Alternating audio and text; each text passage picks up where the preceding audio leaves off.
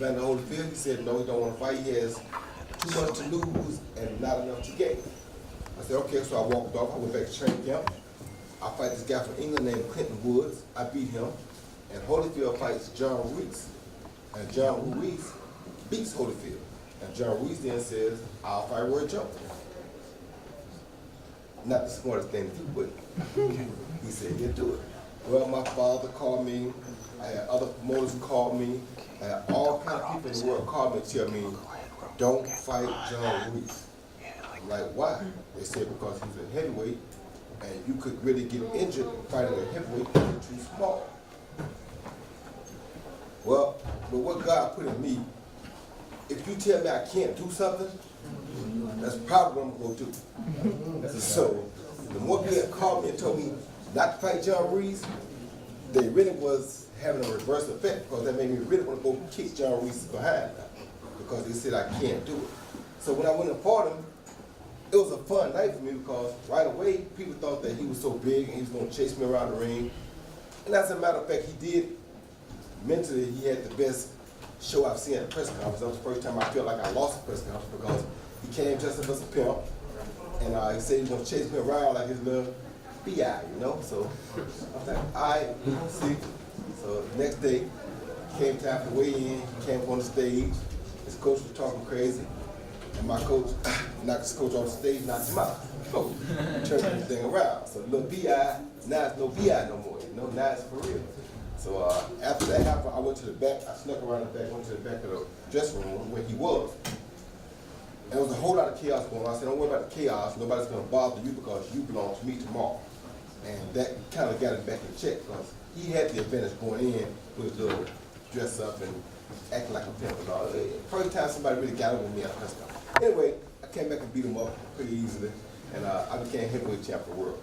I said all that to say that people can tell you what you can and can't do, but nobody can deliver you what you can do except yourself and God. So if God put it in you to be that, don't let nothing, nobody else stop you from being whatever your destiny is. When God has a destiny for you, nothing can stop it if you believe in yourself. And all of us have different steps in life, all of us have different paths. I've done a little bit of everything. I've done acting, I've done music, I've done some of everything. Things that I never would have dreamed of doing as a kid. All I ever thought I could do as a kid was fight. That's all I thought. I thought I could fight, and I thought I was smarter than everybody. So because I thought I was smarter than everybody, I thought if somebody teaches me how to use my hands, I can outthink anybody and outmaneuver anybody in a boxing ring. And that took me a long way, but look how many other things it did for me. Put me in the Matrix 2, put me in Creed 2. Even the dude from Creed now talking about, he think because I'm old, he might have a chance. And he would get the dog hell beat out of him. Messing with this old man. You feel me? I'm old, but I ain't forgot. I got years of doing this. It ain't a game. I mean, it looks simple, but it's not as easy as it looks. But, so with that being said, like I said, I just want to tell you that I know life is hard, because life is hard on all of us. But you have to first find God, and then you got to believe in yourself. If you believe in yourself, I don't care what's going on around you, I don't care what they're doing around you, you can make it, but you got to believe in yourself. If you don't have no belief in yourself, then it's going to be very hard for you to get anywhere. If you believe in yourself, and you study and get in your craft and be for real about your craft, no matter what that craft may be, it may be you being a doctor, you being whatever you want to be. But if you believe in yourself, you can do it, because I come from a place where nobody knew nothing about nobody. And they told me I would never make it. But you can't find a better highlight film than when y'all just watch, as far as boxing goes, because I was the coldest to ever do it. You feel me? So they say you can't, but there goes my proof. That's my story, that's my life, and that's how I enjoy it. So anybody got any questions? I love answering questions. Fight against you and Anthony. Who's going to be your mom? Me and who? You and Anthony, Tom. All right, so talk. Well, you know what? I beat him up as a kid. Wait, so you do? When he was young. I beat him up a few times when he was young. So I knew I could beat him. But it's like in life, he was idolizing me. I wasn't really idolizing him. I really didn't want to fight him because when it was time for us to fight, in our prime, he was still fighting amateur. You understand me? So he took a whole different route. So it's like, in my prime, you're not here. Now, I'm everything because I'm the man. You looking up at me, I'm your target, but you left behind. You're in the amateur class that you shouldn't even be in, because to me, when I went to the Olympics, I was 19, I was the youngest guy on the team. You like 29 at the Olympics. So you behind time. So now your everything, your life is focused on studying me. But my life is studying looking at bigger things. So I knew that he had he hated me, he had animosity towards me, he was jealous of me, and I knew everything. But that first fight, I lost 25 pounds, but to become what I wanted to become, I still had to beat him. Yeah. So the first fight I beat him easy. It was hard for me because I had to work because I was weak, because I lose 25 pounds, but the mental part of it wasn't really that hard. I just knew I had to make myself go. And I found out, people found out that didn't know that I had a dog in me. They found out I had a dog in me because I was drained when I walked out there for the first round. I just lost 25 pounds of muscle. I had no energy whatsoever. It was so bad that after the 8th round, I thought I was gonna stop because I didn't think I could go no more. And I sat down on stool with my intention was to stop after the 8th round. But God wouldn't let me stop. So I had to keep going. Second time he called me a good shot. You know, I wasn't really ready for it, but at that time I should have stopped already anyway. Wait, so were you expecting him to beat you? No, heck no, I never expect nobody to beat me. Relaxing, smiling, and some of your opponents try to intimidate you with a hard look. Like, what's your response? Why was it always like that? Well, for me, it's like people can talk, but did y'all see the last Triple G and Canelo fight? Did y'all see that? Yes. Did any of y'all see that? Well, Triple G's trainer did a lot of talking, right? So Canelo, he didn't say much. He said that, but he didn't say much. At the weigh-in, Canelo did something very uncharacteristic of him, and that's why they were thrown off by it. He walked right up to Triple G, got right in Triple G's face, and people were shocked because he's a small guy coming up to Triple G with. People said, why did he do that? Well, in boxing, all the people can talk to you. It's like a game. In a game fight, a lot of people can help you fight. But when it comes down to that boxing ring, it's one-on-one. One-on-one. You understand me? When it's one-on-one, that's when you find out what a real man made of. So Canelo came to the weigh-in and walked right to the face and let him know that all the talk your coach been doing, I heard it, that would do you no good because I want to see what you made of. So when I fought, when they came out with those faces, I laughed because yeah, you ugly, but that's not what gets you beat. I mean, that's not what get your wins. You can be as ugly and mean as you want to look. I'm out here having fun, kicking you behind. And that's what I always did. So when I was fighting, I was always in a happy place.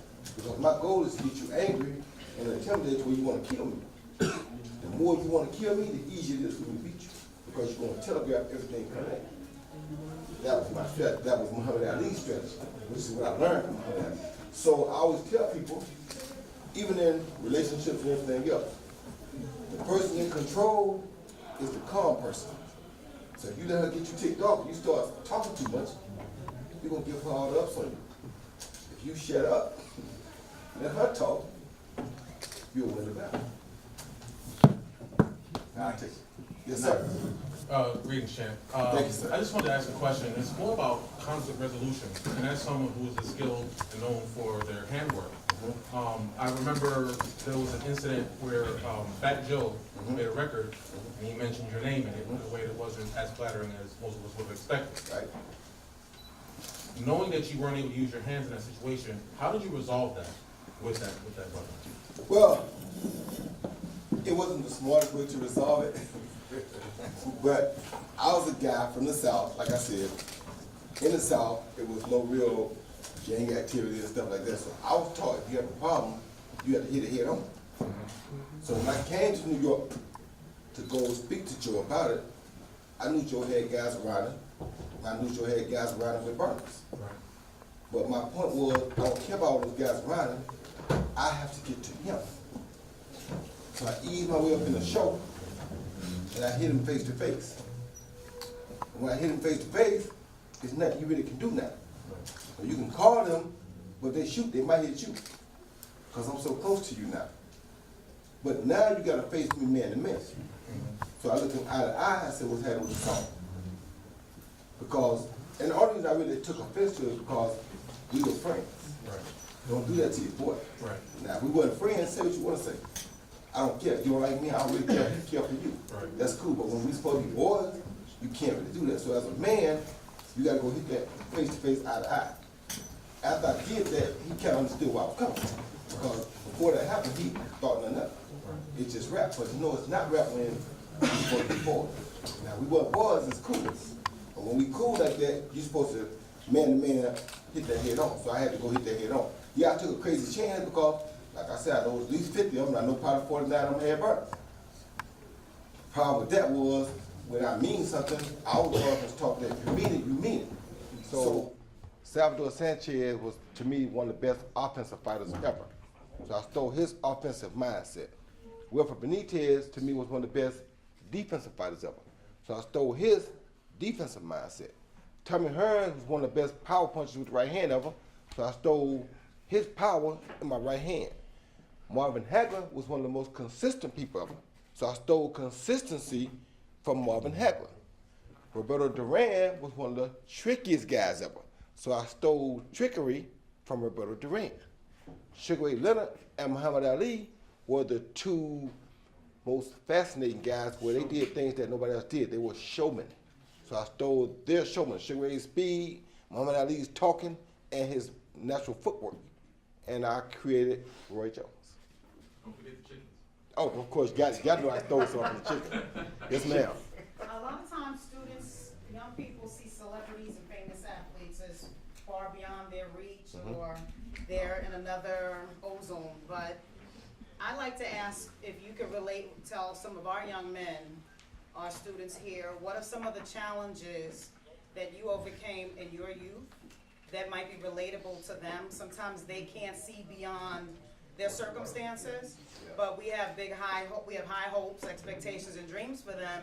How can you help them to see those dreams as possible? What did you overcome? First thing I told him was, first you got to figure out who God is, then you got to figure out who you are. Those are the main two things. Second is, you can't worry about what's around you right here. You got to see what you want to be out there. So you can't allow your mindset to be in a cage. If my mind is trapped in what's around me in this room, then I'll never get anywhere because my mind is stuck here. People who make it, they have a mind that is not stuck in where their physical is, but where their physical wants to be. So your mind can go to Mars. Your physical may not be able to, but your mind can. So what you have to do is, if you want to make it in life, that's with anybody, you have to take your mind and put it where you want to go and let your body catch up with that. You understand that? And in saying that means that I have to envision being in the Olympics in 1988. I had to envision becoming world champion as a professional. I had to envision being pound for pound the best. Now, I never envisioned being a heavyweight champ, but God put that vision in me. So I had to take that too. You understand me? So all the stuff that I envisioned, he gave me. But because he gave it to me, I had enough faith that when he said, okay, go do this, that I can go do that too. So it's not about where we at, it's about where we let our minds go.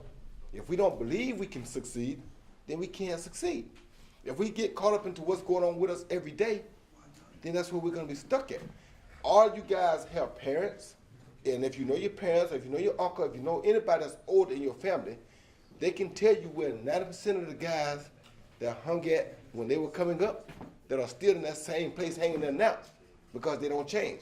In my city, it's on 6th Avenue on Haines Street. If I go to 6th Avenue to Haines Street right now, I would see that same group of guys that were there when I was growing up. If they still alive, they still there right now.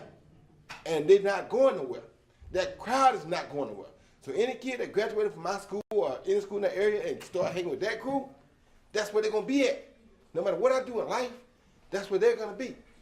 So either I can opt to be where they are, I can opt to go the other half I went, which is in the penitentiary, or I can opt to let my life go somewhere positive. I chose to take my life somewhere positive. Not hang out with these guys who aren't going anywhere. You have to surround yourself with people that are trying to go somewhere. Find somebody else who has a mind that's not here, but is up there, because that's where we want to go. 2 more questions, guys. Yes, sir. Do you feel like you have like an alter ego when you're in the ring or no? Yeah, I do feel like I have an alter ego when I'm in the ring. I have to, because me as an individual talking to you guys, I gotta talk to y'all from the humble person that I truly am. You guys getting who I really am as a humble person. In the ring, Superman gotta come out. Superman don't give a damn about nothing. You understand me? So you gotta have an alter ego. If you don't, you can't succeed. Yes, sir. Can you sign my glove? Huh? Excuse me, guys. Can you sign my glove, please? Can I sign your glove? They say that's okay? Sure, I can. Yes, sir. Yes, sir. One of the things I'm gonna ask Roy to share with you is we have this ideal about how people who have who make it and who reach wealth, how they live.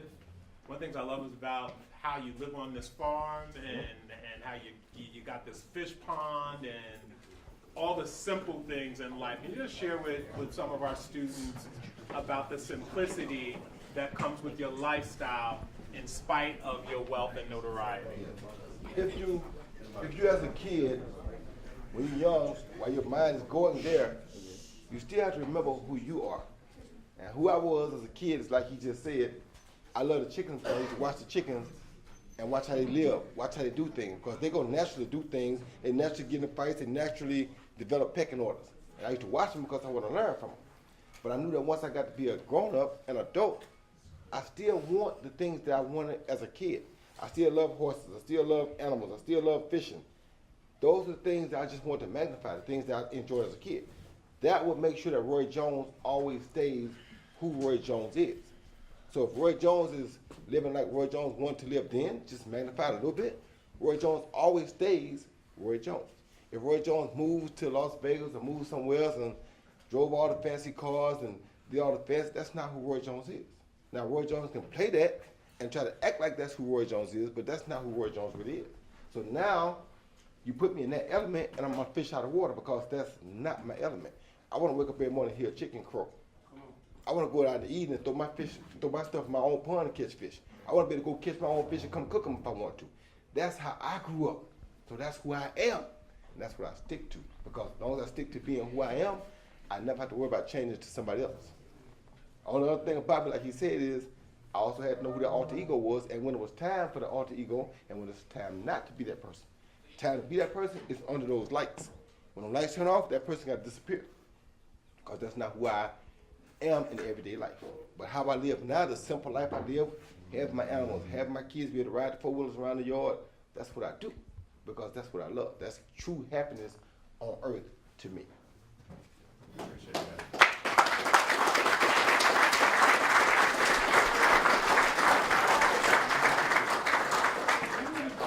I wanna thank you. You guys made me very, very proud. Very proud. If you like, you want to do a group picture? Anybody that wants to do a group picture, you can come up. Otherwise, you are dismissed at this time. Thank y'all again. I feel like I got the knockout too.